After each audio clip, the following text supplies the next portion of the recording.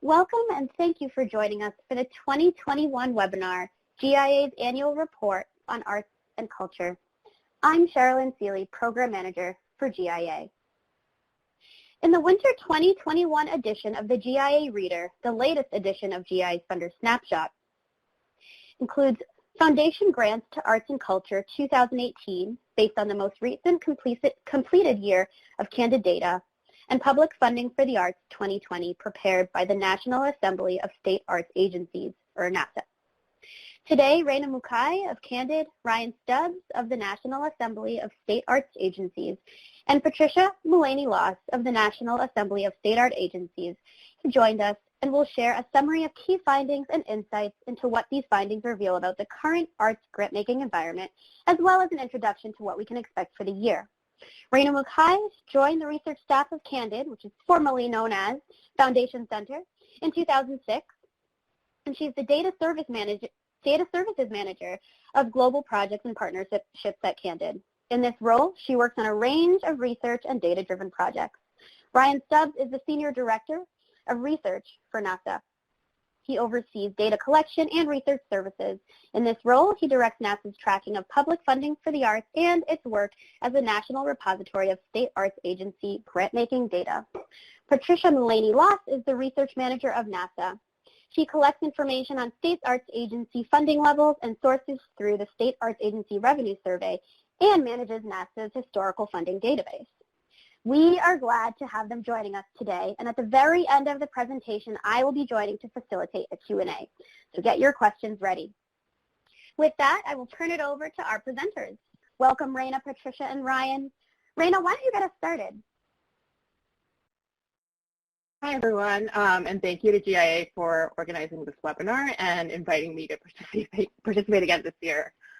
My presentation today is going to be focusing on trends in foundation funding for arts and culture among a set of the largest U.S. foundations over the last decade.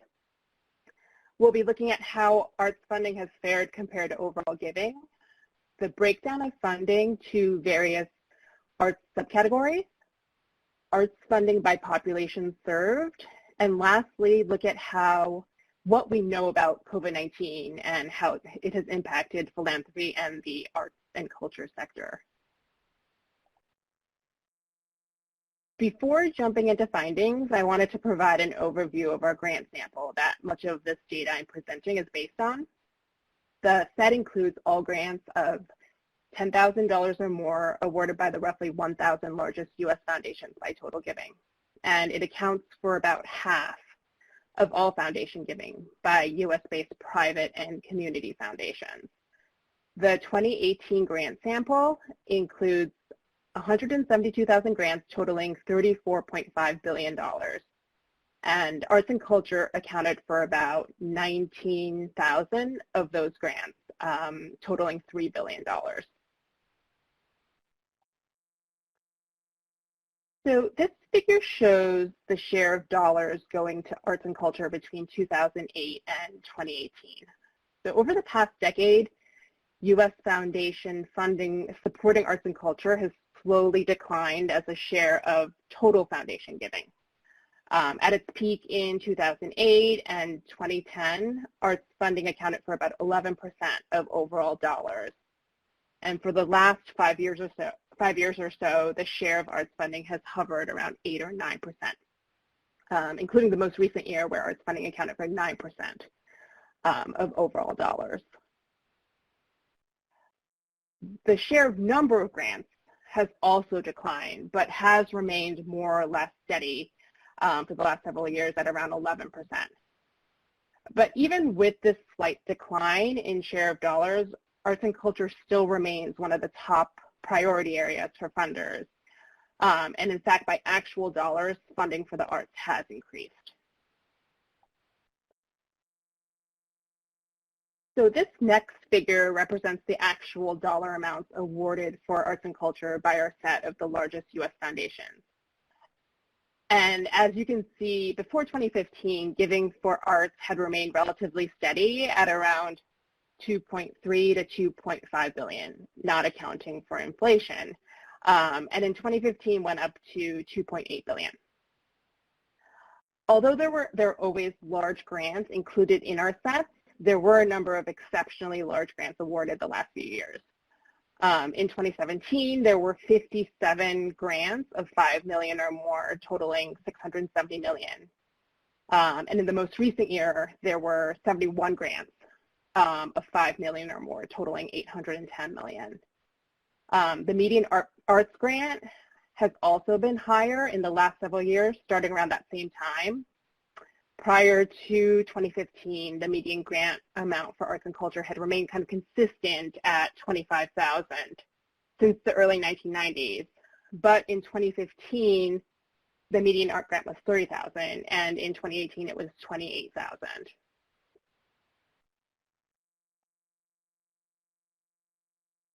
This next figure shows the change in foundation giving by a matched set of funders between 2017 and 2018. So among a matched subset of 839 funders, grant dollars for the arts was up 7%, compared to a 2% decrease in grant dollars overall. The change in number of grants was up 5% for arts and culture and was up 4% for all giving.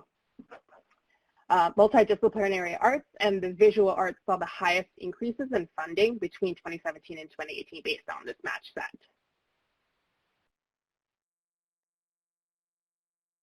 So next I'm going to talk about the distribution of arts funding by field.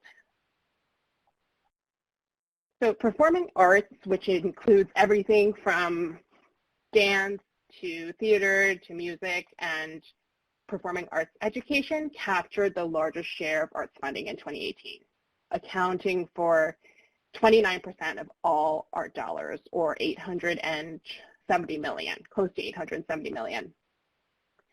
Among the largest performing arts grant was a $10 million general support award from the Community Foundation of Greater Memphis to Ballet Memphis. Museums captured the second largest share of dollars in 2018, accounting for 24% of all arts dollars, or around $715 million. So in any given year, these two fields capture the largest shares of arts funding, often alternating from year to year.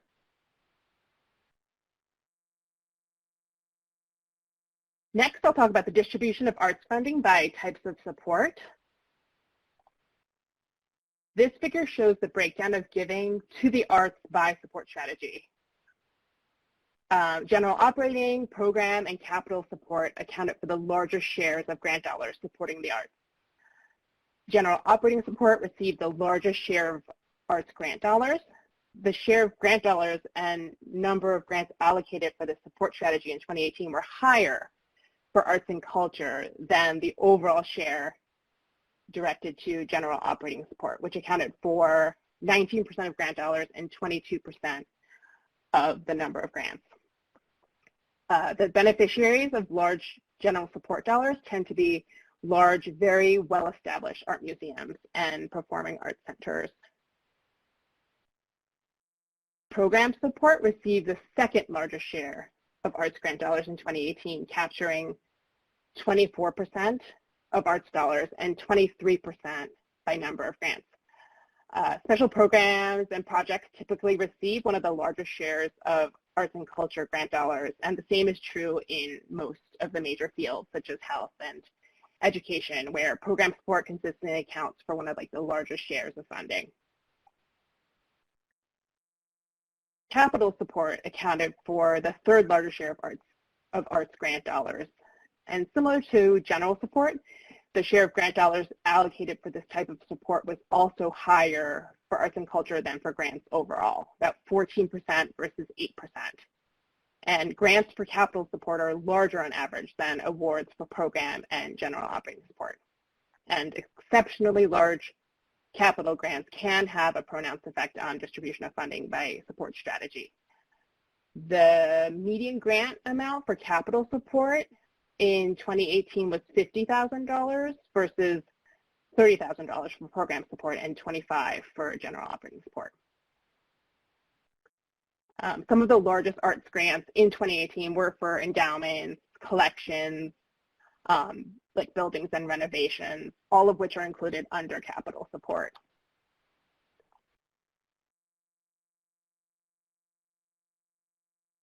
Next, I'll talk about arts funding to Yolanda communities. This is not analysis that we actually typically include in the Arts Snapshot, but there's been a lot of interest around tracking funding by population served, so we've included some of the information to share today. So this figure shows the share of arts funding allocated for Yolanda communities between 2008 and 2018. And over the past decade, arts funding for Yolanda communities look like it's held steady at around 5 or 6%. But the last 3 years of available data show some increase starting with 2015, where the share of dollars was up 8%. There was a slight dip in 2016, and in 2017 and 2018, it went back up to 9%. The share of number of arts grants has remained consistent at around 9 to 10%. And people of African descent and Indigenous people were the largest recipients of arts funding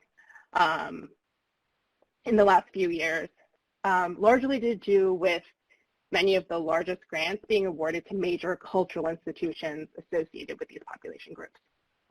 So if this analysis excluded those types of grants, the shares would likely look different.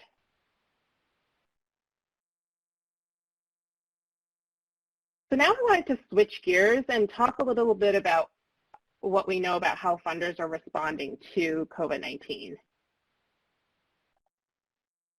So Candid began tracking funding for COVID-19 in early February of last year. To get this data, we were initially looking at public announcements, press releases, as well as some early e-reported data. E-reporters are funders that report their grants data directly to Candid. And more recently, we've expanded our search by looking at more websites and news sources. Our total as of last week was $23 billion. And Mackenzie Scott recently announced giving of more than $4 billion over the last 4 months and is now our top funder.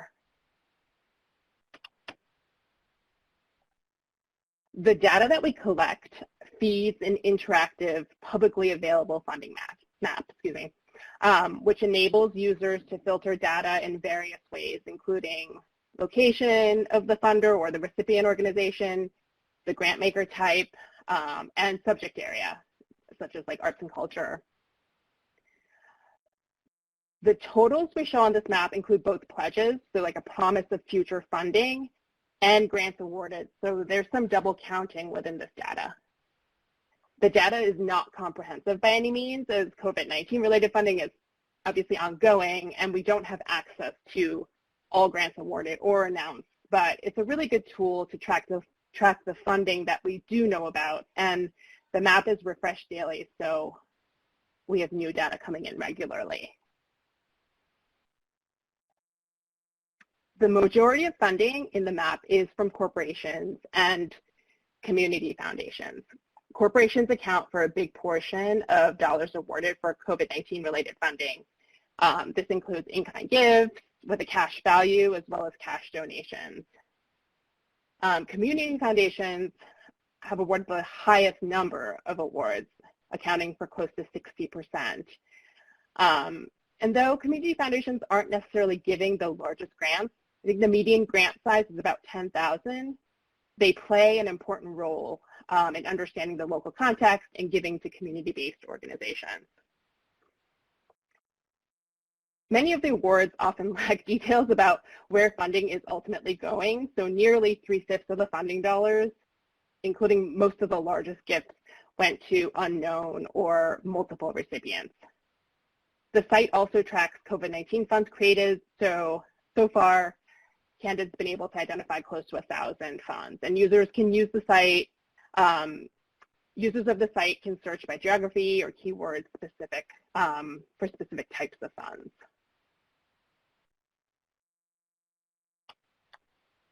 So digging deeper into who's benefiting from this funding, Candid released a report last year and identified that health-focused organizations were the primary recipients of funding, which is no surprise since COVID-19 is a health-related issue. And also, unsurprisingly, Gates Foundation was one of the largest funders. Arts and culture organizations received just over 1% of COVID-19 related dollars and 5% of grants. The Andrew W. Mellon Foundation was the largest arts funder, announcing a pledge that it would dedicate an additional $200 million in grant making for emergency support to nonprofits in higher education, the arts, and humanities to help struggling institutions during the pandemic. The report also found that little institutional giving, about 5%, targeted Black, Indigenous, and BIPOC communities organizations as a specific focus.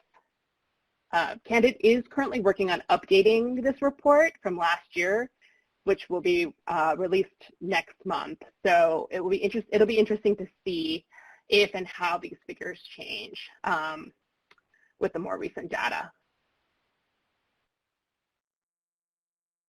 So the last bit I wanted to share with you all today is a series of blog posts that Candid has published, which explores what the economic impacts of the pandemic might mean for the U.S. nonprofit sector. The first blog looks back historically to see what the general trajectory of the sector has been. The second one looks at financial health of the nonprofit sector currently. And this last one looks forward to ask how many nonprofits might shut their doors.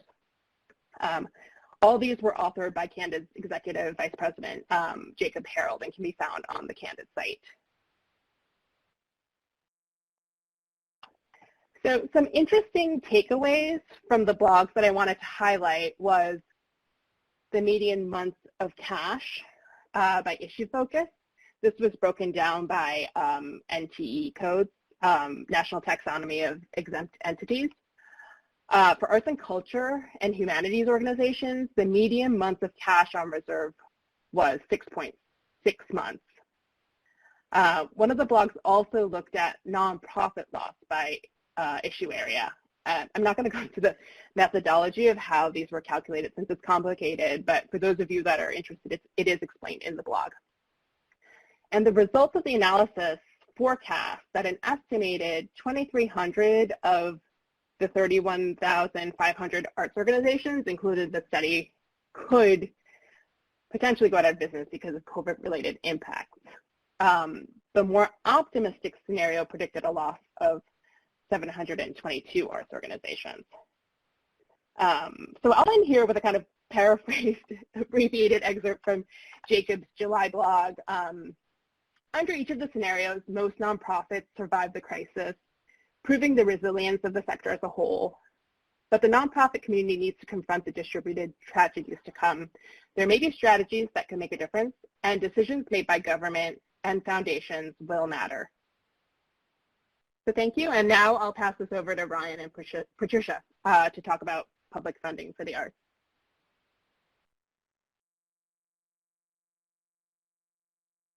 Great, thanks, Rihanna. And hello to everyone. I'm Ryan Stubbs, Senior Director of Research at the National Assembly of State Arts Agencies, and I'm joined by my colleague, Patricia Mullaney-Loss. And we're happy to be here today to discuss public funding for the arts in 2020. Our role today is to focus on data trends in public funding and public grant making in the arts. We'll start with trends published in the Winter 2021 GIA Reader. Then we'll provide a few updates that have occurred since that's been published. And we'll also touch on aspects of the public funding ecosystem and aspects of public grant making in the arts. And with that, I'll hand things over to Patricia. Thanks, Ryan. So first, let me tell you a bit more about the sources of public funding on the arts that we'll be talking about today. From there, I will share how much government funders spend on the arts and how these sources of funding have trended over time.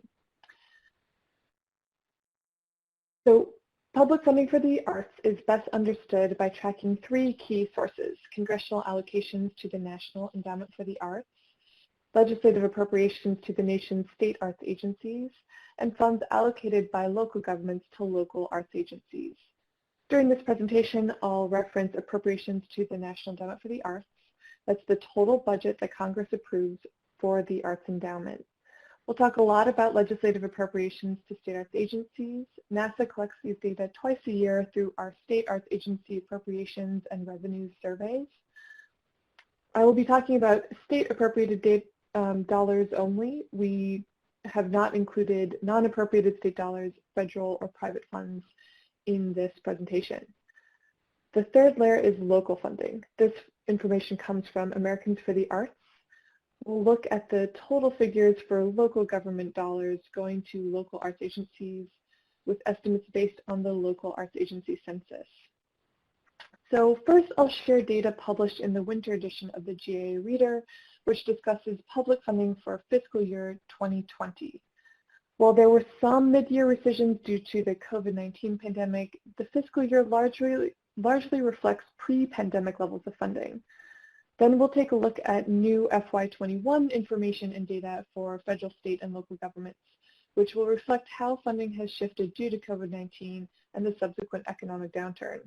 So I'll start by going through each layer of funding separately, and then we'll combine the layers to get total government funding for the arts in 2020. So let's first take a look at the National Endowment for the Arts. In 2020, the total appropriation for the endowment was $162 million. You can see that that is less than the 20-year high of $168 million in 2010 using nominal dollars. Unfortunately, that 20-year high is not an all-time high. The all-time funding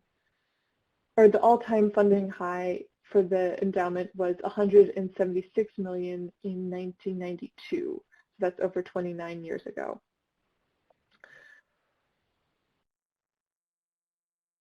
In FY 2020, state governments appropriated a total of $490 million to state arts agencies.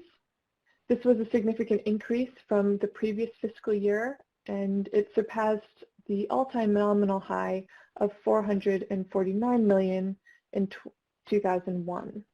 And just to clarify, the 2020 fiscal year started in July 2019 for most states, meaning that the majority of funds were allocated and spent before the pandemic started in the US.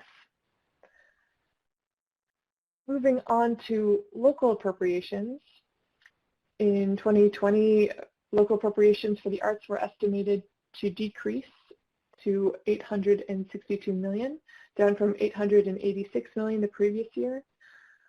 Just to note, this information is a little bit more difficult to measure. This is simply because there are an estimated 4,500 local arts agencies across the country, and there isn't a feasible mechanism for tracking all of them each year. However, Americans for the Arts Local Arts Agency Census helped recalibrate these data back in 2018 and uses data from the largest local arts agencies to help produce these estimates on a yearly basis. So if you add up all three funding streams, federal, state, and local governments appropriated a combined $1.5 billion to the arts in fiscal year 2020. $1.5 billion sounds pretty significant amount, but if we think about that number in terms of total government spending or in an economic context, $1.5 billion becomes very small when you change your perspective. For example, at the national level, the Arts Endowment budget represents 0.004% of all federal spending. That's 0.004%. At the state level, state arts agency appropriations represent about 0.05% of total state spending. We know that from the National Endowment for the Arts and the Bureau of Economic Analysis that the arts and cultural production accounts for $877 billion of GDP, which is equal to 4.5% of the entire U.S. economy. So by any fair comparisons, public investment in the arts is quite modest. So now, how did public arts fare in 2021?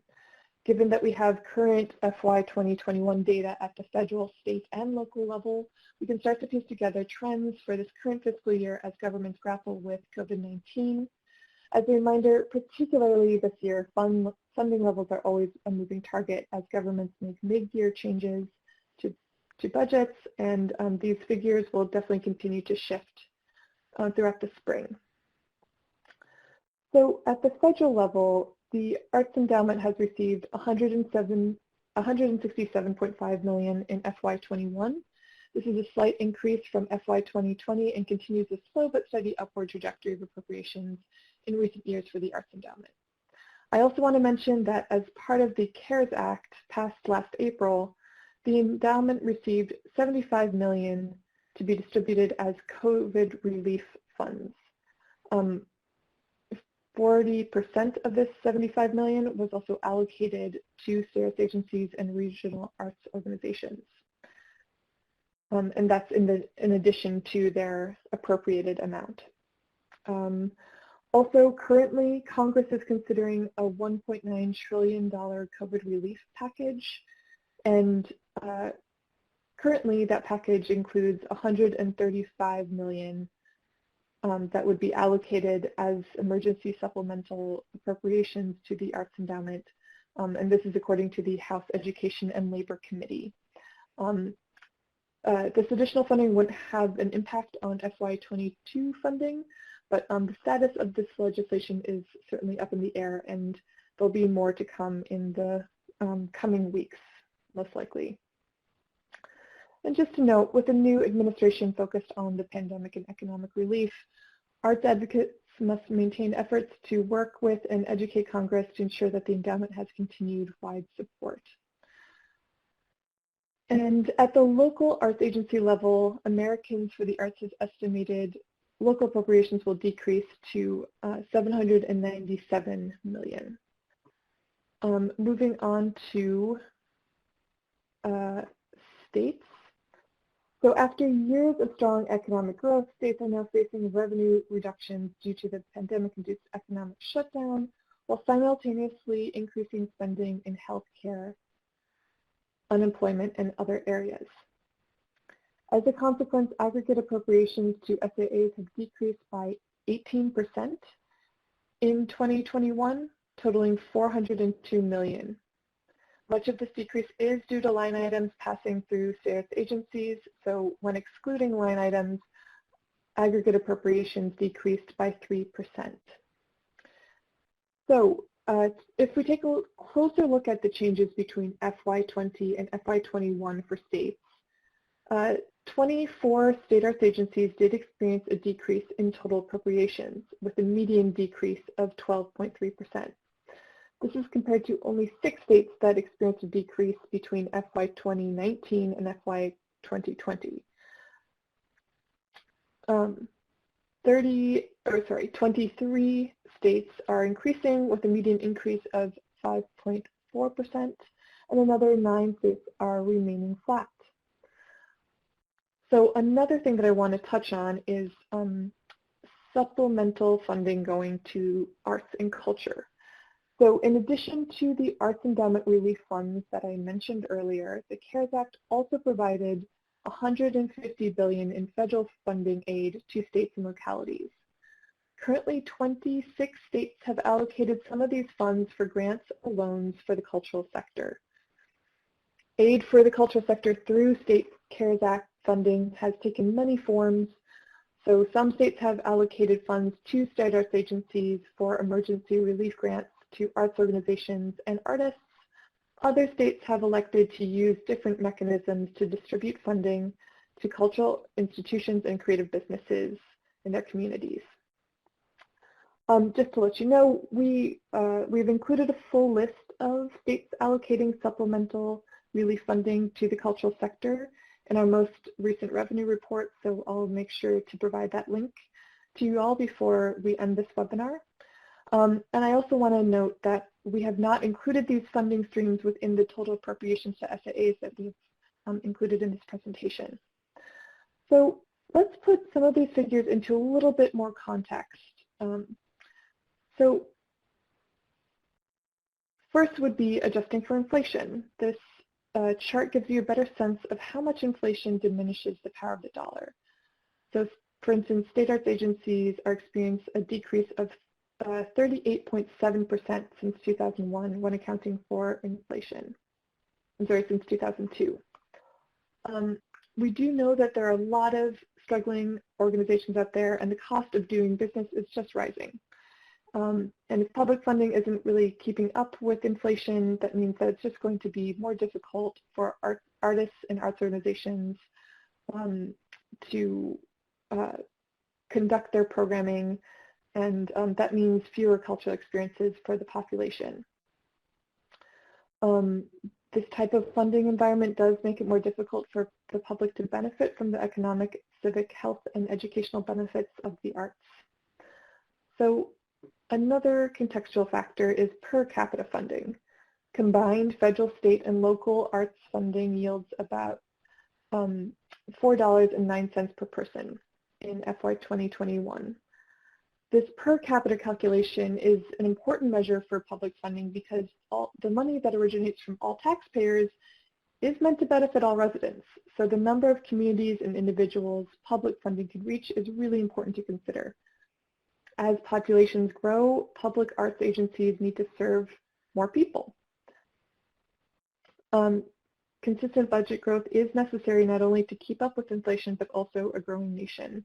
So as you can see, this chart shows that population growth, represented by the red line up top, is pretty consistent, and public arts funding is anything but. So I'll hand things over to Ryan to talk a little bit more.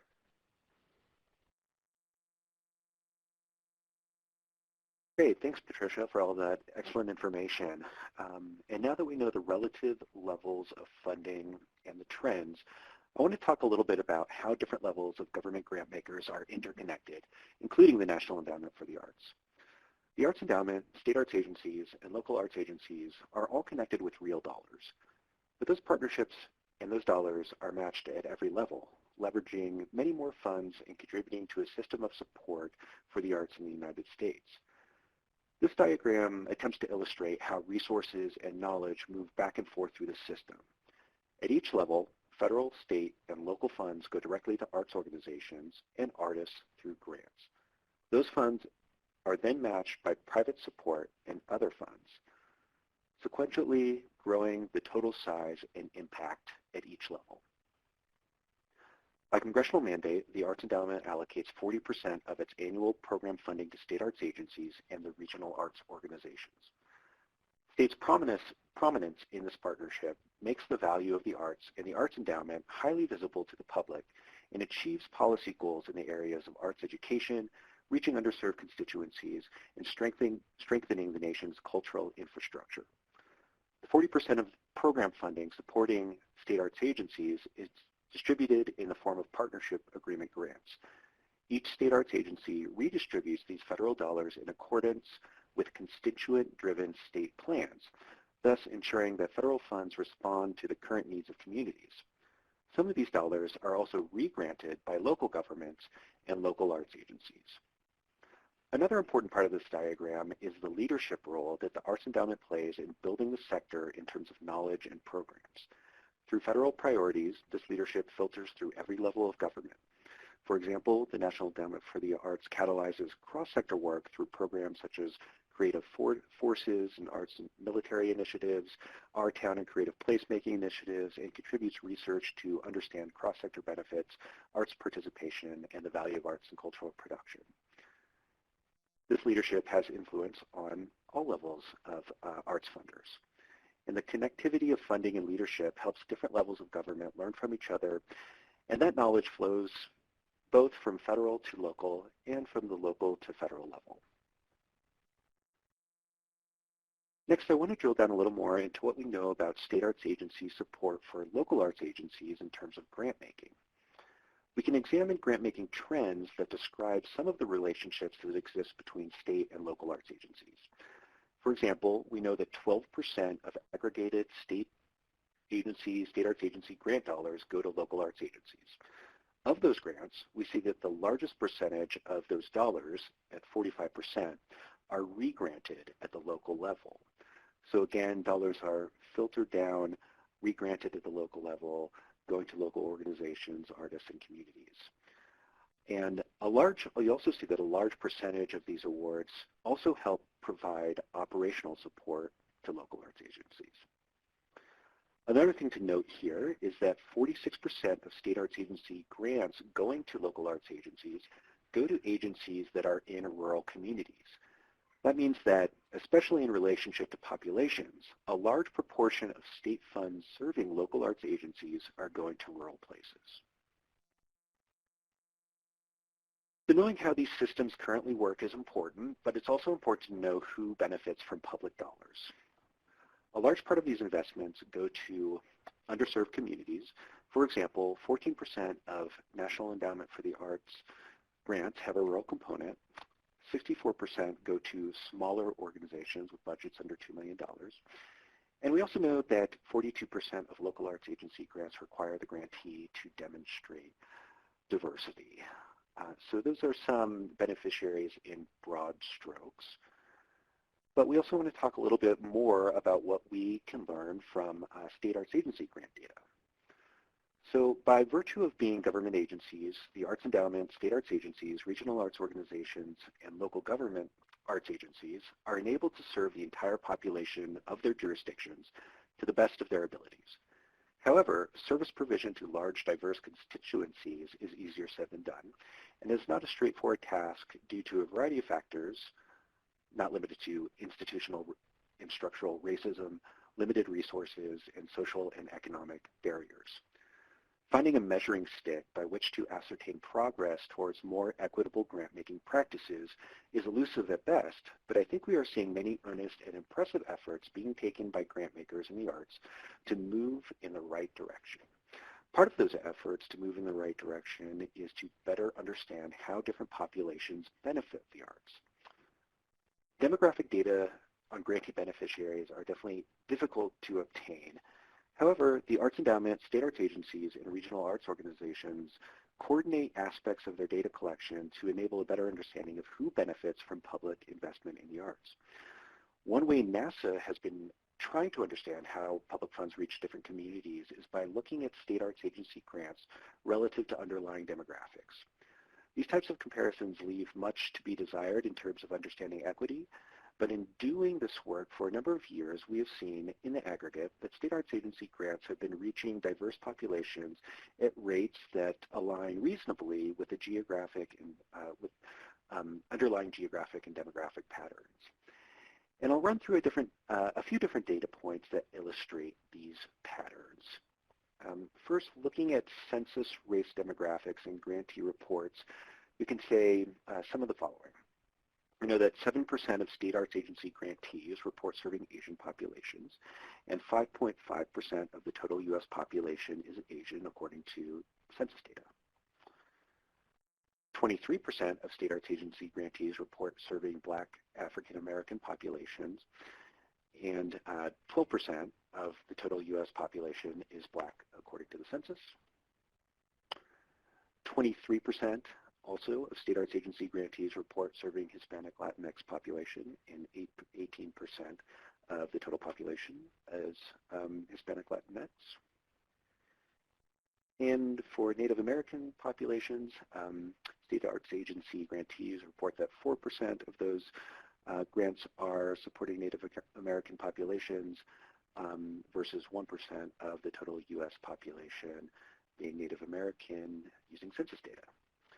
So I have to reiterate that we should be careful with this type of analysis because it certainly doesn't mean that we've succeeded in reaching equity goals, but it does indicate that public arts agencies are vital partners in broadening access to the arts in an equitable fashion. Now to talk a little bit about rural. Public funders tend to fund smaller award sizes and distribute them in more places. The imperative to reach many types of organizations in diverse areas across a state with limited funding is one factor affecting public agency award grant size decisions. We know that state arts agencies award 23% of their grants to rural areas, while 18% of the U.S. population lives in rural areas. As we've mentioned, at the federal level, 14% of NEA's grant-funded activities have a rural component, meaning they serve a rural area in some way. Funding economically disadvantaged communities is another important aspect of public sector grant making. 22% of SAA or state arts agency grantees report directly serving individuals below the poverty line, and 70% of all dollars support programs for people living in poverty.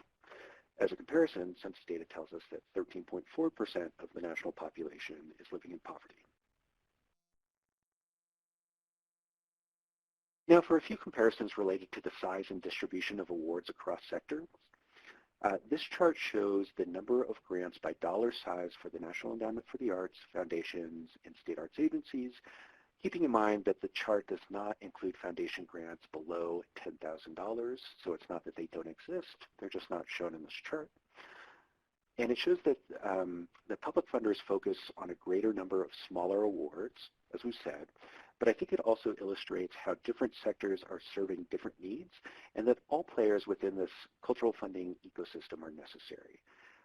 The demands for funding certainly outpaces the supply and the need, but demand comes in many forms from many different types of organizations, different types of populations, and I think just this undergirds the fact that both public and private investments in the arts are necessary to democratize arts experiences in America. And so with that, for more information, you can look at on public funding and grant making. There's lots of great information on these different websites. Of course, NASA, our website is nasa-arts.org. You can learn more at the National Endowment for the Arts websites and learn more about local arts agencies through Americans for the Arts. And with that, I will hand things back over to Sherilyn. All righty. Thank you so much. Those were awesome presentations, and we were getting questions from almost the beginning of your presentation, Raina. So we've got quite a bit to cover here. So I'll actually start with you, Ryan and Patricia, just because it might be fresher in folks' minds. One of the attendees asks, just to give a little bit more clarity on what it means to serve a population. So and the person gave some examples, like does it mean a percentage of their programming, does X, Y, Z, or like what does it really mean to serve? Like how are we defining that? Sure, that's a really great question. And I was using the term served fairly broadly, but there is a definition, and that is it's about the populations benefiting in person from the grants or the funded grants activities, and that threshold is 25%. So if a grantee can estimate that at least 25% of the population that was served by the grant is made up of one of the races according to the census, then that box is checked. So that leaves a lot to be desired about kind of knowing a lot about the populations being served, but it also, it's been a more recent way of trying to get grantees and implementing this requirement so that all grantees can report and make some estimates of the population served. So yeah, there's all kinds of things that we could talk about related to the shortcomings of the data and the challenges in getting these data that are really important. But that's the way it's been done for a few years now, and I think we've seen kind of improvements in some of that reporting over time, even though there's lots of data nuances there that we could talk about. Yeah, no, and that was really helpful. I think just kind of offering a specific definition or the working definition that's being used for this is really helpful. So thank you for that. In kind of a similar vein, I'm going to kick it over to you, Raina. And a lot of people actually asked if you could sort of unpack how funding Alana Communities is defined and measured. A few people asked about that. So if you could just talk about, like, in this context, what is defined as Alana Communities and, like, how is it measured? If you could talk a little bit more. Oh, sure, yeah. No, I'd be happy. That's a great question. So we we have population served sort of codes in our philanthropy classification system. So so in this analysis at least of how we put this table together, so any grant that was coded for Indigenous peoples, like serving Indigenous peoples, people of African descent, people of Asian descent, people of Latin American descent, or people of Middle Eastern descent, on the grant activity level, and if there was no population served on the grant activity level, then we would look at the recipient code, if that makes sense. So this analysis is put together using our grants data. So like, you know, if you can imagine like 19,000 rows of grants information. So each one has obviously like the grant maker, but then each grant record also has the recipient organization and the amount, you know, of the grant itself. You know, some grants have grant descriptions, some of them don't. In a case where there is a grant description, and let's say it's explicitly serving, you know, one of those population categories, ethnic racial minorities that I just mentioned, then that would be included. Let's say if it was no description or no grant description, or if it said general support, but the recipient organization receiving the grant, let's say like the United Negro College Fund, that recipient organization itself has people of African descent code on it, and so it would pick up that grant. So that's how sort of we've put together those numbers and the shares, if that makes sense. Okay, yeah, I think that was helpful. And another person actually asked about identifying what's going to the disability community. And so is that, I mean, is that disaggregated in the data as well? And that can go to both, or all three of you actually. And even if you didn't necessarily talk about it in your presentations, if it's available somewhere, you could let folks know. For the art snapshot, we don't actually do like analyses based on population served. I think if that's something of interest to people, that's certainly something we can include in future snapshots. But people with disabilities is one of the population served codes that we do have. And so, yes, it would be possible, for example, if you were interested in arts funding specifically for people with disabilities, or, you know, any type of grant, we do use that code and have that code. Awesome. All right. So we'll look forward to that for next year, and we'll talk about that most definitely. And then Ryan and Patricia, do you want to speak to that? Sure. Yeah, so populations with disabilities is another code within the data for, at least at the state level, for state arts agencies. And so that's another thing that we can pull out, though apologies, I don't have a reference to it in front of me, but that's another thing that's possible. And if anybody's interested in taking a closer look at that data, I'd be happy to pull it. Okay, great. Yeah, well, as I mentioned before, we'll definitely touch base for next year. And then to those who are attending today, we do have the contact information of our lovely presenters that you'll see shortly, so you'll be able to reach out if you need anything.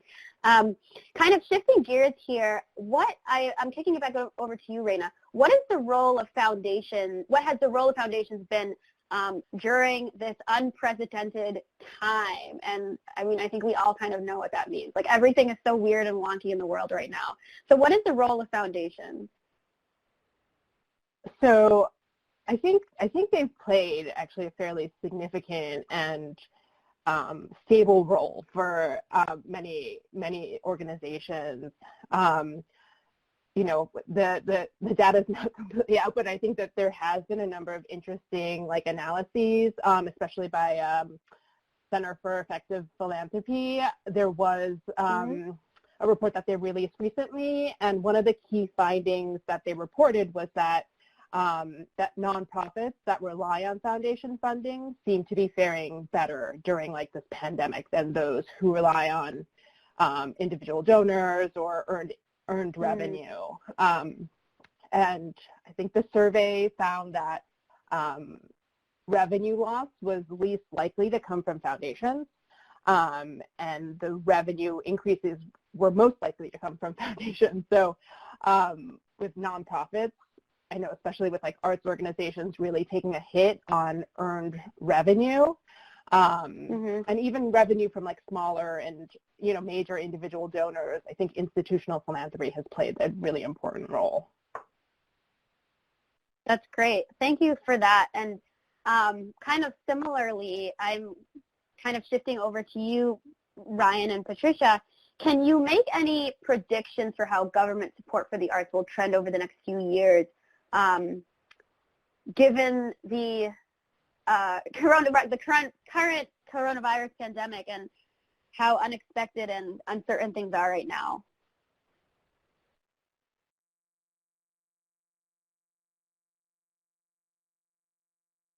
Not sure if you're here, Yeah, Ryan. yeah, Oh, I'm sorry. I was muted. I can handle that, Ryan. I think we will see some momentum at the federal level shortly for COVID relief, but I can't speculate what will end up being in that final package for the Arts Endowment.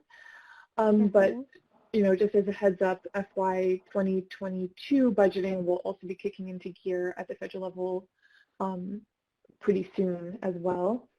At the state level, economic recovery will likely be very uneven across states, and there will be just as much fiscal uncertainty going into 2022 as there was in 21. States are still revising their fiscal forecasts to sort of adjust for the constantly changing conditions that this pandemic has created. According to the Center for Budget and Policy Priorities, states are experiencing aggregate, states will be expecting aggregate state budget shortfalls to be between $480 billion to $620 billion through FY 22. So, and that, along with the fact that unlike federal government, most state governments are constitutionally required to balance their operating budgets. So they can't run large deficits or borrow funds to close these budget shortfalls.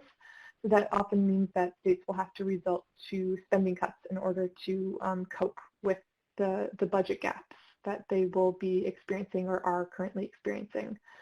We also took a look at the last recession for some indicators about what might be coming down the pike for us.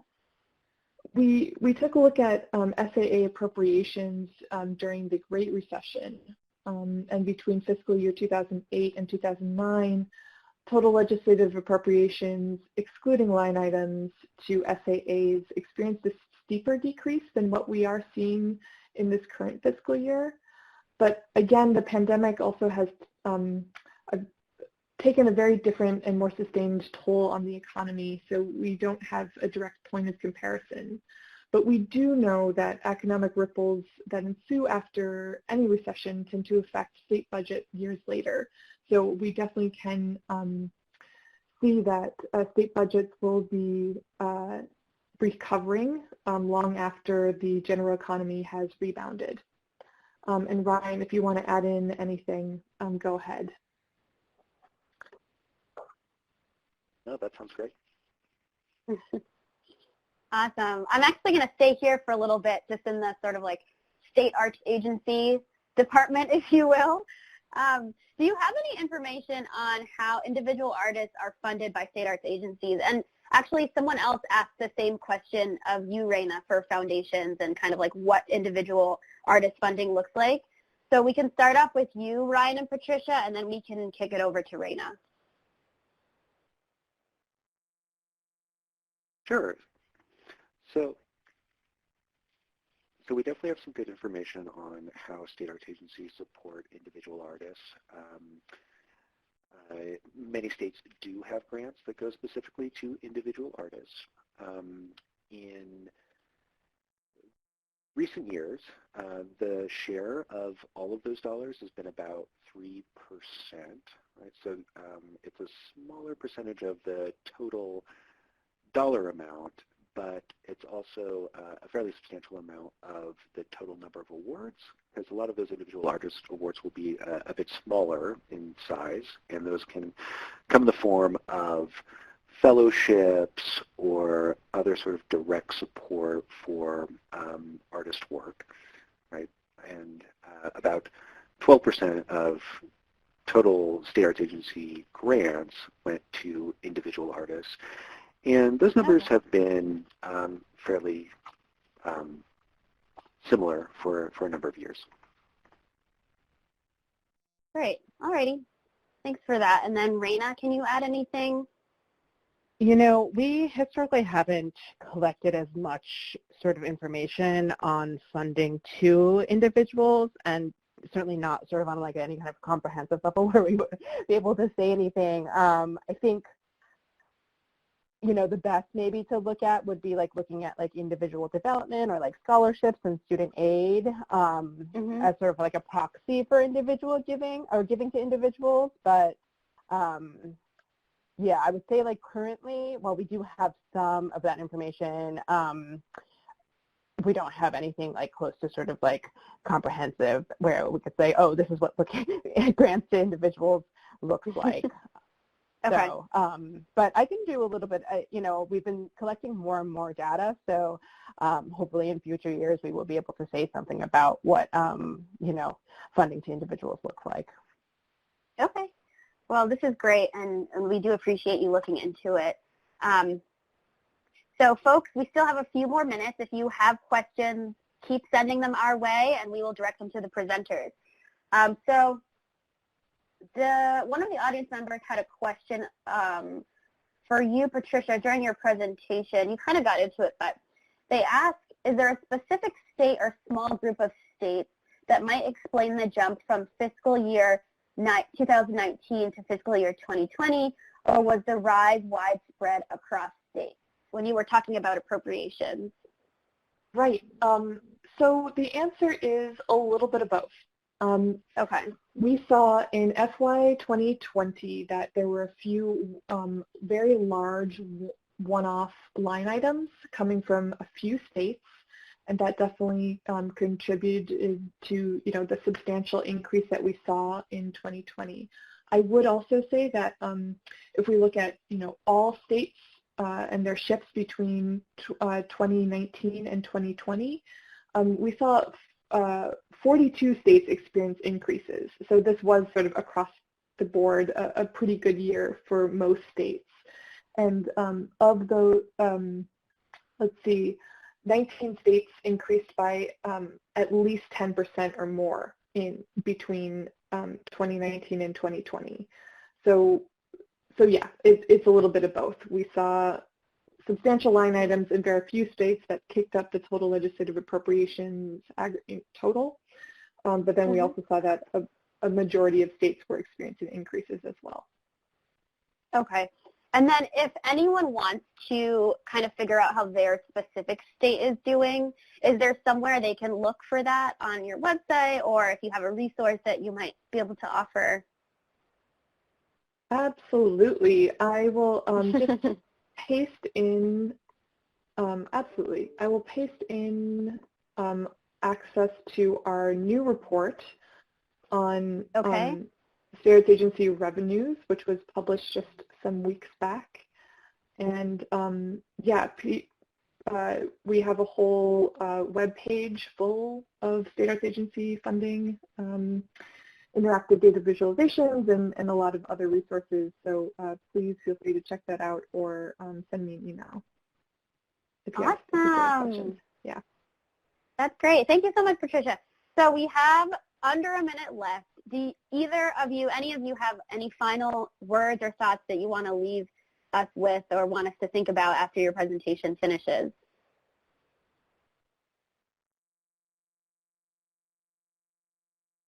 I was just going to say, I know that I had sort of presented on that COVID map, and you know that's something that's definitely publicly available. And I know that there's also been heightened interest around sort of racial justice funding, and Candid has also been tracking racial justice funding and has a special issue page similar, again, publicly accessible. So not to like plug Canvas so much, but certainly it's interesting, and there's a lot of really great resources. So I encourage anyone to kind of check it out. Awesome. That's great. Thank you. Ryan or Patricia, any final words? Sure, I would just say, so I think there was a question that came in about the Save Our Stages Act, and so just like related to kind of relief packages that are currently under consideration or being passed.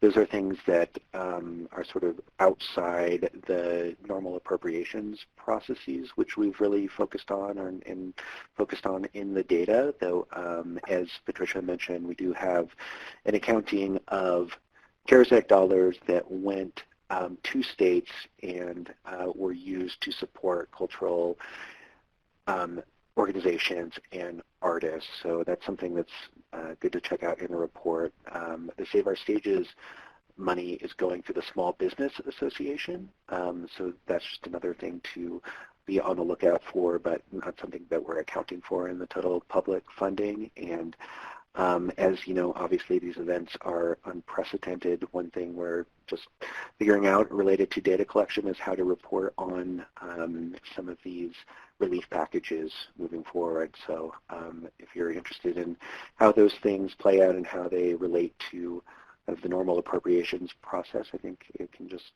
stay tuned to the reports that us and many others will be releasing. All right. Great. All righty. All right. So, Patricia, I don't want to miss you if you have a final word. Nope. Okay, perfect. All right, everyone, we have come to the end of our presentation, but before we go, I would like to extend another extra special thank you to Ryan, Raina, and Patricia. You all were awesome. Today's presentation has been recorded, so we'll be sending you a link to the recording and the slide deck as well, so you can go through the slides and you can follow up with our presenters with any questions, because their contact information will be provided there as well. After the webinar, we invite you to take a brief survey so that we can find out how you felt about the webinar and also to make suggestions about future programming. And if you have any questions, you can feel free to reach out to me, Sherilyn Seely, and thank you again for joining us. Have an awesome day, and goodbye. Thank you.